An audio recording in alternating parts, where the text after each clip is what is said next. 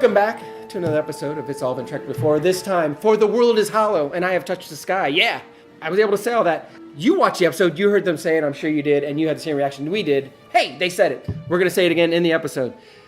Speaking of long things that have been written, it's all been written.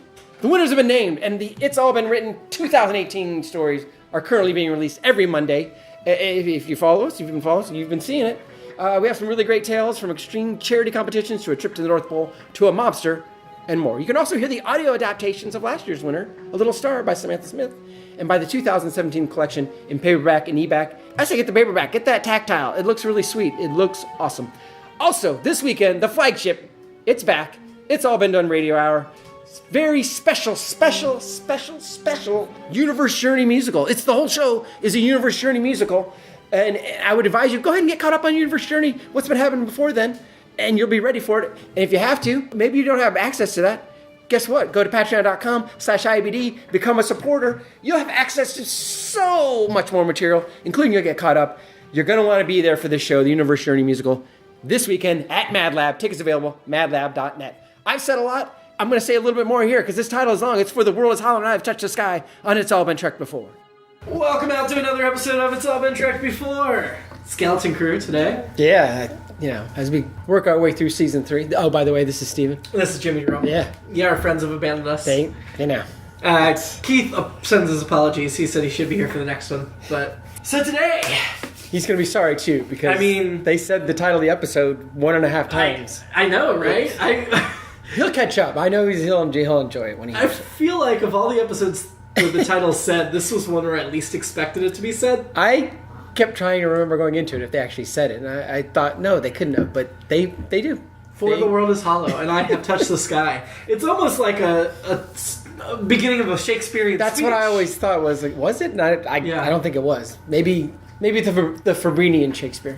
Well, I mean, Shakespeare was Klingon, as we know. Well, of course. Obviously, it was very literal to the situation, which is also odd because it's long and poetic. That it was, and there's so many metaphorical Star Trek titles. Yes. It seems odd that this one is literal. Yeah, and this is also the longest title in all of Star Trek. All of Star Trek. Including, all the movies with the Star Trek number, title. Yeah. Still longer than all of those. So, yeah.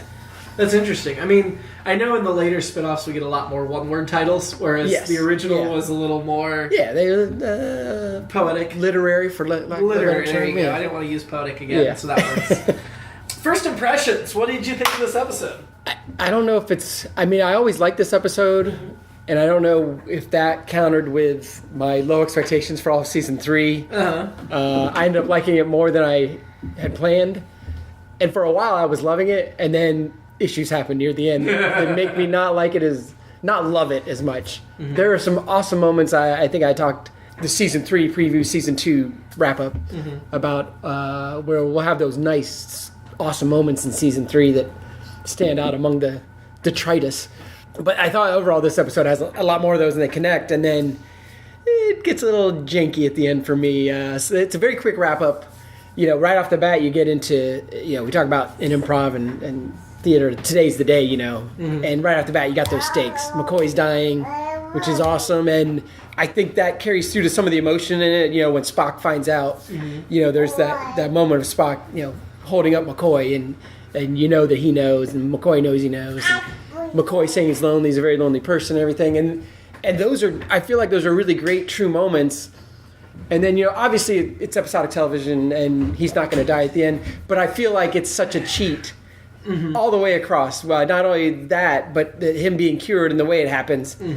His relationship with Natira, I feel like, is a real relationship. It's stronger than a lot of Kirk's, along the way, and even some of Spock's with women. It feels adult. It doesn't feel, even though, and there's nothing wrong with that. He's, by my math, 18 years older than her. But, and then I just feel like...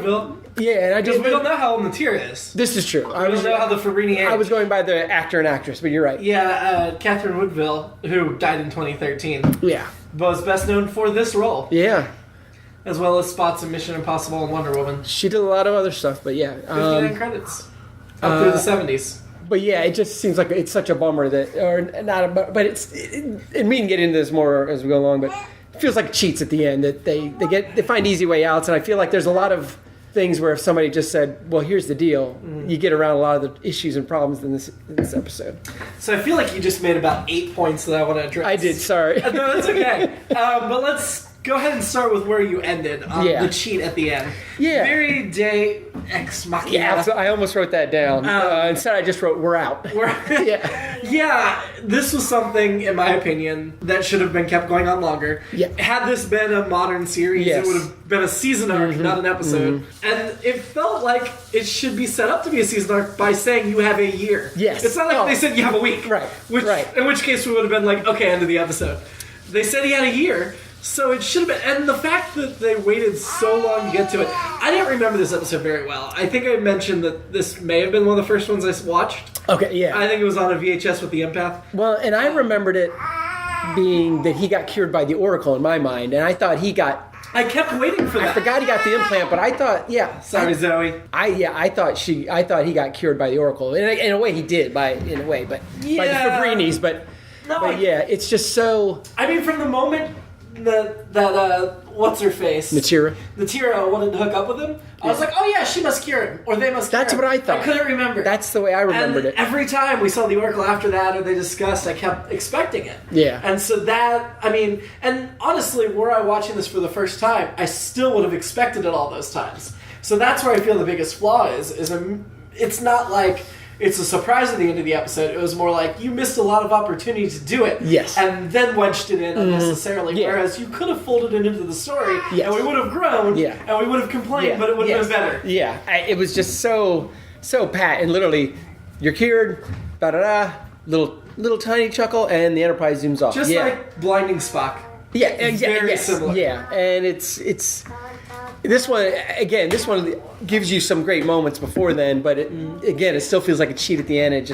And I also thought that, in my memory, faulty obviously, I thought that he became like brainwashed and believed in the Oracle and all this stuff. So clearly, I remember that. I forgot all that, which to me is, I was happy that I was wrong. Yeah, because it makes he and Natira's relationship more real, even though it's a dramatically love at first sight of all time. So I rolled my eyes a bit when that happened, that she's immediately like, I want to be your spouse. And then I'm like, okay, what's she up to? She wasn't up to anything. Right. She just really fell in love. Right. And was willing to break her own people's rules and bend her own people's rules to do it. And it's not because she didn't believe in her people. She stuck to her people in the end. She did. But she loved him that much. She did. And that part of the breakup, I get that she's like, I have to do this, I have to take care of my people.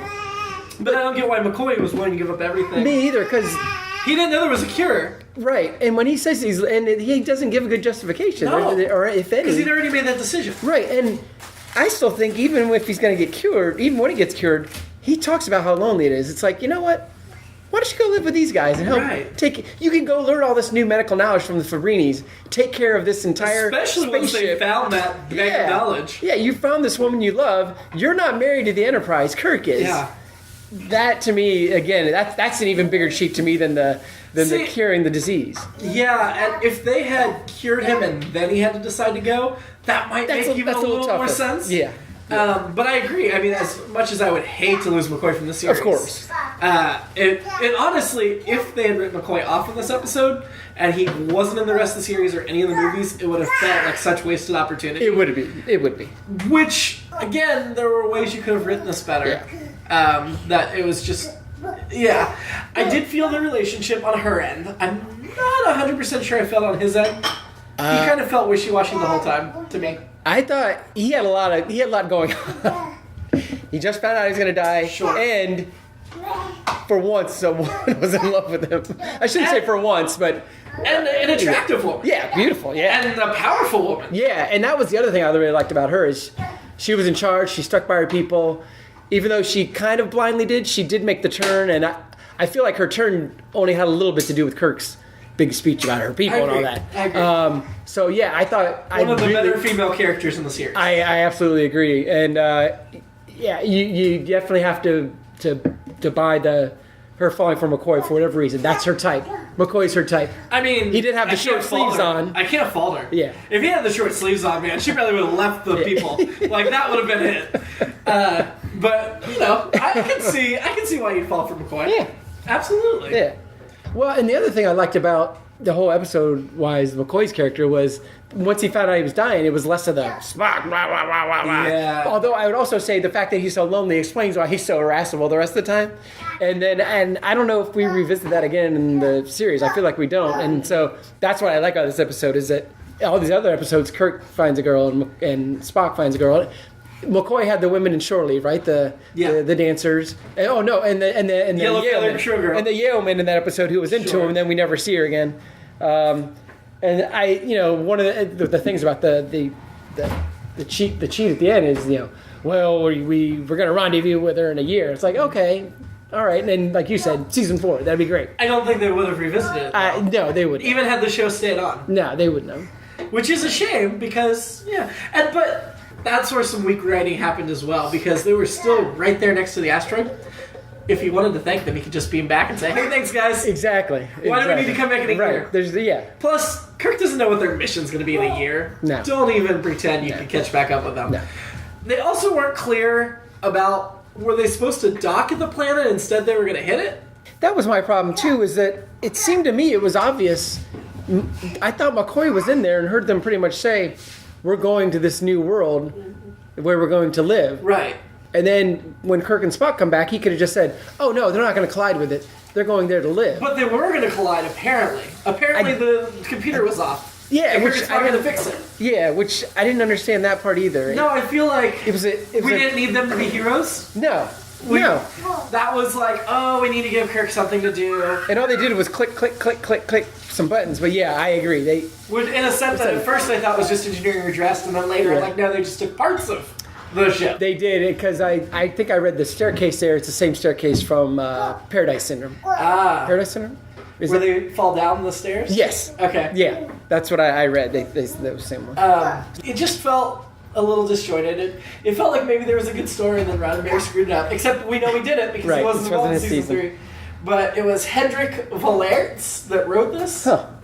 I'm not familiar with that author. I'm pulling him up right now. He's best known for just this one episode. And then he wrote 6 episodes of Voyage to the Bottom of the Sea in the 60s. Huh. And an episode of Batman. Wow. So yeah, not a ton of credits. This was his only Star Trek episode.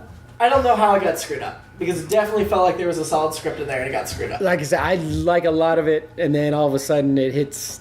There's a lot of conveniences, and I mean, the love at first sight was a big convenience to me. It is. Well, and if we got past that, McCoy's literally zapped. Well, or something. Yeah, the Lazarus zapping. Yeah, like he literally freezes and looks at her, and then they knock him out. So I want to know if the Oracle can zap you at any time. Why do you need the behavior chip? Or is that just if you're not in the Oracle room? That was another tricky one. Did somebody need to? At first they said somebody needed to be on the platform, but then that changed. Well, somebody had to be on the platform to wake it up. That's okay. That's what it was. But then it didn't get woken up, and it still got him. Well, I mean, it got woken up when she knelt. Okay, right. So then it got him because it noticed him. And then because it was in sleep mode, otherwise screensaver on. Well, and then it was tricky. I like that the instructions to get in there were just push the center and it opens up. I know. Well, honestly, that one I bought because first of all, I'm like, easy enough. But second of all, they would have never dared to try it. Right. That's who's going to walk up and touch the Oracle? That's fair. That does make sense. I'll go with you on that. I didn't quite understand the touching the 3 planets. I feel like, why don't you just touch Fabrizi? The original one, yeah. Yeah, instead of 3 of them. And then why do you need a book when your computer bank's on the other side of the thing? Couldn't it just be a little, if they're going to have something writing, couldn't it just be a little placard like, hey, push the Oracle? I guess, and is it a HAL situation where originally they programmed it a certain way and then over the 10,000 years this computer... It didn't seem to be. Yeah, I mean... But then it's like, okay, you've got a book of knowledge, but shouldn't you just have access to the computer? Shouldn't you know you're on a ship? Well, I guess... Why hide that you're on a ship? It seems like, the Fabrizis were very smart, intelligent people. Yeah. Another advanced people, but they had this system. I mean, was it necessary for them to know? Well, I was wondering about the inside layout. Like, how did they not know they're on a ship? You keep walking, you keep running into walls. Like, you know what I mean? You have to know that it's a very finite amount of space. Right. You can't just keep walking around it.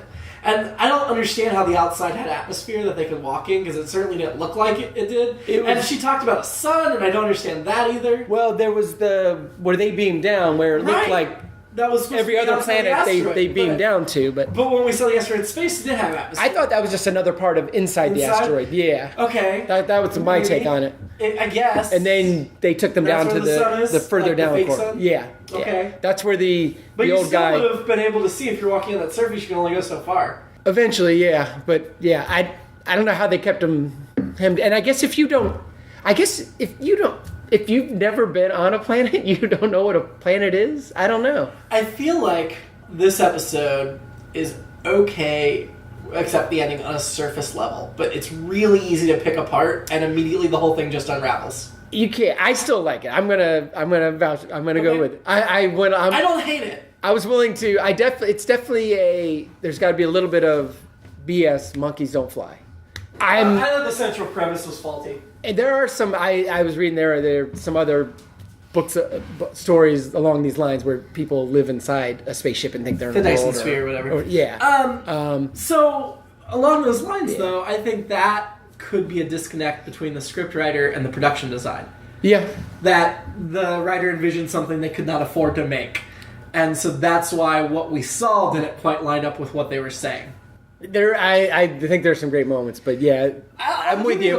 When you pull on the thread, and at the end, again, I really like the McCoy-Natira relationship, but it is a very fast courtship. Well, and I wrote down, set up McCoy to only live a year, and then this asteroid is only going to travel a little more than a year, and to not have those two things intersected was ridiculous.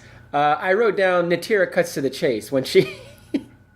She sure did. Proposed to, and again, kudos to Yanada. Was that the planet? Sure. That sounds right. They're very progressive, the women, and she, asked permission from the Oracle. It's not like she even just, I like the way she asked if he was single. Is there a woman for you? Sure. So I would encourage our listeners to use that in the future. I did like that, other than a little bit of weirdness with the Oracle, there was no real antagonist in this episode. Yeah, and I thought we were going to the computer is evil genius kind of thing, and it really wasn't. And Natira was never evil. There wasn't a villain, and I like that. I wouldn't even consider the Oracle a villain because it never actually killed anybody. It never really punished, but it punished, and I guess at the end it did try to kill them. The laws, but that was kind of whatever. It wasn't like an ongoing danger that I really felt a threat. And it's rare you get a Star Trek episode without a villain, so I applaud them for that. I like that they had creators, not just creator. Yeah, they had some interesting terminology in that. Those other little things like that, I think. There are some imaginative things. I thought we saw a lot more extras, so there were at least more than 4 people on the planet. Which was a ship, obviously. Until the story got going, and then we didn't really see them. Then you don't see them again. Their budget was limited. I like the idea of these Fabrini people, even though obviously we never see them again. Yeah, that Spock conveniently knew quite a bit about them. Yeah, he knew their language. I was like, why don't you just read it? You're not. Yes, okay. Yeah. What was Kirk and Spock's plan when they went into the Oracle? When they got zapped the second time, they were just there. They were like, we got to get in there. Well, I think they were looking for a control room of some sort. That's right, because they had to get it on course. So that made sense to me. I guess that makes sense. The planet was Darren 5, and we know there were only 2 Darrens in Bewitched, so I don't know where Darren 5 comes into play, but.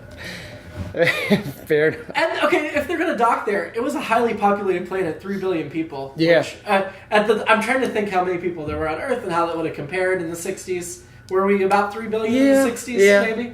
Although, when they left 10,000 years ago, it was probably empty. Right, but then I was like, why didn't they talk about, by the way, you guys are going to an inhabited place. Should you really go there? Should we set course to someplace else? Well, there was some Prime Directive talk, and then pretty much that was out the window. Am I right? Well, Prime Directive only applies to non-spacefaring, right? Oh, yeah, you're right. No, subwarp drive. And they didn't. Oh, and they had atomic. That's why it took them 10,000 years, but I still feel like in this case, I don't know that the Prime Directive really applies. Especially when they're about to interfere with another society. Yeah. I feel like there should have been some discussion like, hey, does Darren 5 want all these people to land? Yeah. Or... Well, how many... We don't know how many Fabrinis? No, we have no idea. We don't have any on... my guess is it was bigger than the Enterprise. Yeah. We gotta think there's enough of them that it feels like a planet to them. So I'd say a few thousand. Yeah. Would be my guess. Maybe not. I mean, certainly there wasn't room for 10,000 people. And we don't know the immigration policy of Darren 5, We don't. obviously. And, the High Priestess had her own chambers, but maybe downstairs they were stacked 10 to a room. It could be, yeah. We had the one little shot of them going down the stairs, and that I think that was the most we saw of the Fabrinis. Though I will say the guards were kind of asleep on the job when she yelled, guards, guards, guards, and nobody came. When that felt a little odd to me. I was like, wait, they didn't come. Speaking of kind of conveniences, xenopolycythemia. Yeah. Polycythemia is a real disease, and they just added xeno to the front of it. Oh. And it is a blood cell thing. Thing. Okay. So all they do is add xeno, which is like alien, right? Means space. Yeah. So it's space polycythemia. Is it a real, actual terminal kills you disease? Yeah. Oh, okay. It's really like your red blood counts too high or whatever he had. Okay. They got this cure from the Fabrinis, so after they cured McCoy, then they probably got on the horn like, hey, everyone else in the galaxy, we found a cure. Right? No. McCoy publishes the paper. I discovered this cure. Nobody else helped me. This was all me. And that's why he never meets back up with her. So, yeah. So Christine Chapel, we'll come back for a second to the scene where she wants McCoy to tell the thing, because that's important. Yeah. But the scene where they cure McCoy, and Chapel's like, okay, doctor, these readings are right. And Spock's like, doctor, these readings. And I'm like, first of all, you're repeating the actual medical professional in the room. Mm-hmm. Second of all, you're not having another doctor come in, because we know there's other doctors on the Enterprise. Yeah. You're letting Spock do the medical work. Well, which is ridiculous. Which happens twice in the episode. Well, because he takes... And when he's injured, why don't they bring at least Chapel with them? Right. If not another doctor. Is M'Benga not still aboard? Well, I would even excuse Chapel because maybe they hadn't told the medical staff yet, and she's the only one that knows. Fair. And she is pretty professional. We know she becomes a doctor not too long after this. Take somebody medical over. Spock's not qualified. No. And then, so he does that surgery, and then he's helping out back there. And I wondered if M'Benga was going to be the replacement. McCoy or Kirk, whoever said, we'll get your replacement right away. That would be interesting. I mean, that could have made the cast a little more diverse. Would have been. But going back to the other Chapel scene, I did really like the scene where she's like, you got to tell the captain, I'm not leaving until you do. Yeah. She was afraid he wouldn't. Yeah. It was, again, it was a scene where McCoy's kind of yelling at her, but not. It's nice for once for him not to be yelling at her, hand me that, do this. Oh, it was some genuine emotion. Yeah, it was nice. Yeah. Although you do notice that in the guest star or the end credits, Sulu, Scotty, Chekhov, who had very, very little. Oh, yeah. Are on the first page. Yeah. The next page is Uhura, Chapel, Old Man, and somebody else. Like, they have to cram them in the way to get second shift. Yep.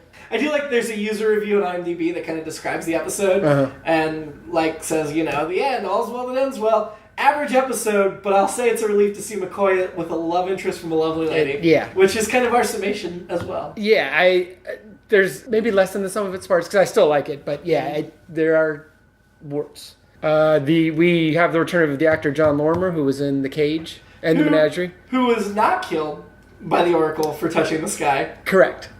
For some reason. Maybe he's like, he's old. Yeah, that is a good question. John Lorimer, just credited as Old Man. I immediately recognized him. And I read that The Cage was what I was thinking of. And they played the exact same music when he's on screen here as they did in The Cage. So best known for Creep Show and The Twilight Zone. Oh, yeah. So, yeah, I appreciated that. His final appearance in the series of 3. No, it wasn't The Menagerie. It was The Cage and Return of the Archon. Oh, yeah, he was in that. Yeah. But I think he shows up Menagerie. It's not listed. Okay. On his IMDb, he's only got 3 episodes listed. Although I would imagine Menagerie, we see that shot of him from the Cage. I thought I read that today. But I know that this is he, Majel, and Nimoy. You have 3 people from the original pilot. And this is the only time that happens, apparently. Oh, nice. Yeah. Then they said, other than the Menagerie Part 2. So. Did they... was the voice of the Oracle, because I'm not seeing anything. I don't know. Was that the voice of the Guardian of the Edge of Forever? That's a good question. Because it sure sounded like it. I did not see that. There's nothing listed on IMDb, but I'm pretty confident it was the same voice. I do like how future surgery looks painless. They took those little things out. Well, I didn't even see anything about McCoy. I was like, how does she know something came out? With her, we saw a little piece of metal. Right, yeah. I mean, I didn't see it get inserted either. I was kind of like, what's going on? Like, I thought the whole thing was going to go on him or something, but I'm like, I don't know. Yeah, well, and that's how we got those chips that everyone has now in their bodies, so we can track everybody. I mean, it's the Google Oracle. It is, yeah. I mean, Star Trek again. Predicting the future. Everybody rips him off. Anton Leader directed this episode. He's best known for directing The Virginian and Star Trek. Huh. This was the only episode of Star Trek he directed. I thought so. He did 14 episodes of The Virginian. Huh. Well, maybe that explains some of the different shots we saw. Yeah. There was a cool shot through the stairs as they were coming down. And I thought they use more sets than they do on... I mean, I know they're recycled sets quite often. But, sure. But it did feel like this was one of the higher budget episodes. Yeah, it was more of a world, even though it was a world inside a ship. So and definitely a cheaper world than it should have been for the story. But yeah.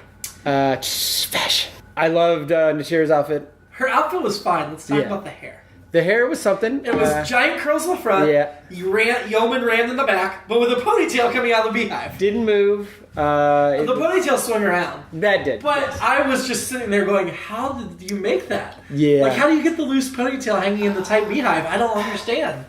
A team of people. I'm sure it was a wig, but a team of people. It would take a week to do that. The Fabrini are great with hair as well. Sure. They're not just medical geniuses. I mean, they've had tons of millennia to figure it out. Exactly. They've been in this space like 10,000 years. Yeah. The ship hasn't broken down. That's really good engineering. Yeah, I assume that the beehive itself was a wig, and that was probably real hair through it, but I'm not sure. I would be curious. I am too. I spent way too much time watching this episode thinking about that hair. It was something. It was very attractive. Yeah, I don't dislike the hair at great. all. But it was like an Oscars hairstyle. It wasn't like an everyday hairstyle. Yes, yeah. And it was with her at all times. She had the same outfit the whole time, which... I feel like they should have just... While they had the extras on set that one day, they should have had a scene of McCoy in her quarters, and there's like 6 people working on her hair. Yeah, that would have been... a second. That would have been great. That would have fixed it. Not fixed it, because it wasn't a plot hole, but it would have made it seem... Yeah. But her regular outfit was cool, too. It was great. Some of the other folks on the planet just had kind of generic space outfits. Yeah. The guards had... It looked like really cheap, not garbage bags, but maybe... Like old football helmets, maybe. I feel like their costumes were built of recycled pieces from other costumes in Star Trek. Yes, yeah. I don't think they were brand new costumes. And in that scene when they first come out, the one guy's constantly adjusting his... Yeah. It's not fitting. I didn't see that, but that's great. I liked that Natira's outfit matched all of the stonework and stuff in the ship. Oh, yeah. The green. Yeah. It, like, everywhere she went, I'm like, she matches the ship. So I guess that was probably... Maybe that's why she wears it. Maybe she has several of those, so it's to recognize that she is the She did keep one outfit the whole time like a cartoon character. Yeah. And when McCoy stayed behind, they didn't make him hand in his uniform and put on civvies. You're right. Well, I would have thought we would have seen him wearing their clothes. And in my mind, I thought he did that too. So maybe there's another episode coming up when all this happens, or I just decided over the last 30 years that's what happened. They clearly only those extras for like a day, so they should just give him one of those outfits to McCoy for the later scenes. Because I don't know how much time passes in this episode. It doesn't seem like very long at all. Yeah. I mean, the Enterprise doesn't leave the asteroid yet. That was a completely unnecessary scene with Admiral Wester? Yeah. Brian Morrow? Yeah. Telling them you have to go because then they didn't go and there wasn't any fallout. Right, it adds another It was like Shatner needed another scene. Yeah. And again, Brian Morrow, who's in this, is best known for this episode of Star Trek. Mm-hmm. So, not a lot of, like, people with big resumes. No. He was in Vegas in 79-80. It looks like he's got more than one episode of Star Trek, so I'm trying to see real quick. He was the Admiral in Amok Time, I think. Different name? I think so. Name? I think a different name. He has quite a few credits. Yeah. But nothing known. A lot of big character actors in this, but a lot of them, this is the thing they're best known for, which it's Star Trek. I mean, Star Trek's a great thing to be known for. Yeah. Admiral Comac in Amok Time. That's it, yeah. So yeah, that was a random scene. I would have rather had the voice of the Oracle on here than him in the credits. Just saying. Any other fashion you want to talk about? I didn't think there was. I think that was it, yeah, I think that. Other than McCoy should have changed clothes. Yeah. Speaking of the goodbye, I wish there was a better goodbye scene than just, Scotty, McCoy's not coming with us, let's go. Like, couldn't Kirk say something like, you've served me for 2.5 years, I've really felt... Even if Kirk... I wanted Kirk to make some emotional thing, and then I want Spock to just say something dry and win. I still like that. I would have liked that for a random crewman, not for McCoy. Well, I think that was in keeping kind of for me with a lot of the moment where McCoy wakes up and Spock's just holding on to him. Like, it's not a mind meld, but almost like a, hey, just so you know, I know. And then of course, Kirk says, he knows that. And I love that scene. So I kind of like that in the same vein. I agree with what you're saying is, they should have got a better goodbye, but had this been Forrest Kelly's last episode, there would have been a much sadder goodbye. Yeah, right. And his helicopter would have crashed into the And then Radar would have run it. That's right. I love MASH. You can't beat MASH. We should do MASH after Star Trek. There we go. That's 11 seasons. It's a lot of episodes. Yeah, well, they're only half an hour, so That's true. you know. No, but I like that scene. I like the way they played that in that sense. Just letting the silence speak for it, and kind of that other part too. I don't know. I thought it was. I mean, there are times that works. I don't think that worked here. I was okay with it there, but I agree with what you're saying. There would have been more to say there, but the opening episode, Kirk shows up on the bridge. I don't know where he's been because there's a red alert going on. Then he goes right back down to sickbay. But then you cut to commercial and you come back after the first commercial and there's a captain's log and it's the same exact shot and everything. I didn't recognize that. I read that and then I watched and it's the same exact thing. So I thought that was interesting and shows again how little money they had. I did think that was the same shot. Yeah. It did seem. I pinged a little deja vu on that. Use that in a different episode, dudes. Don't use it in the same episode. Yeah. I like the marriage ceremony when they said once it's done. Dissolved too easily. Once it's done, it's done. Except it wasn't. Which I think speaks for a lot of marriages. I mean, yeah. And I wrote down, did they write their own vows? And then Spock has the great line, which I think is a very modern line that we use. I believe it is time to move on. He wasn't talking about the relationship. I think he was just talking about getting off the ship and moving, or getting off the asteroid ship, whatever. Sure. I really appreciated that. I actually think he was also, I felt like he was referencing the episode that, all right, we've hit this point enough. Literally time to move on with the story. And my alternate episode was that the Enterprise leaves and then they go to the planet where the Native Americans, and it turns out, oh, this asteroid's going to crash into it. And they forgot that it was this ship. And so the obelisk actually destroys the planet. Yeah, I didn't have an alternate episode for this. And I can't think of one off the top of my head. Other than I wanted to see follow-up. I mean, it would have been nice if the Next Generation episode, where they're transporting McCoy at the beginning, they just added a line about, we're taking him to Natiri. Well, and that's the part to me that, again, I feel like they're honest. Again, it's a leap to buy the love at first sight, but, Kirk falls in love or lust at first sight all the time. But I wish it had been more. And again, this is the '60s and television was different then. But it's a bummer that McCoy's this lonely guy, and you get that sense for him, and then I feel like we're never going to get that again. Yeah. Which is a bummer. Which again, it's one of those nice little moments. I hate the procedural element. I really wish this had been more serial because these characters deserved more serial story. Yes, and the movies were extremely serial. Yeah, and this is a perfect example of where you have introduced all these great elements, and you're like, gotta wrap them up in 60 minutes, and it's like, oh. I mean, had this been Next Gen, they could have dropped McCoy off, and then season 4 picked him back up, and Diana Mulder could have just been the substitute doctor. Exactly. And then he could have come back. Exactly. And then you spin it off into a completely different series, McCoy's adventures on Yonada. No, this is just a web series, webisode. Well, yeah. It's bonus stuff. Yeah, that's correct. Oh. So yeah, that's all the notes I got. So.